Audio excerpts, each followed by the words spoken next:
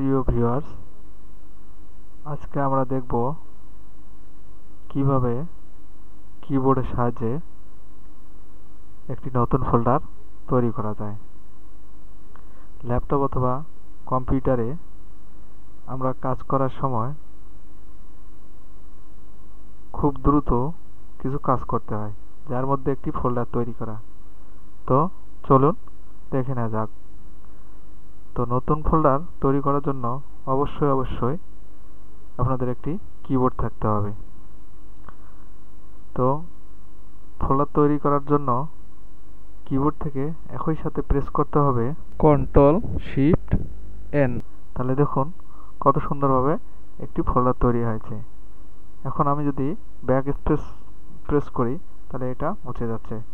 এখন আমি আমার পছন্দ অনুযায়ী ফোল্ডারটির নাম দেব। যেমন আমি আমার নাম দিচ্ছি যে এই নামেই ফোল্ডারটি থাক।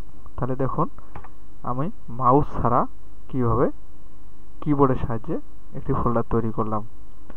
তো এরকম ভিডিও পাওয়ার জন্য অবশ্যই চ্যানেলটিকে লাইক, কমেন্ট এবং শেয়ার করে দিবেন। সেই সাথে পাশে থাকা বেল আইকনটিতে টিক দিয়ে রাখবেন। ধন্যবাদ সবাইকে।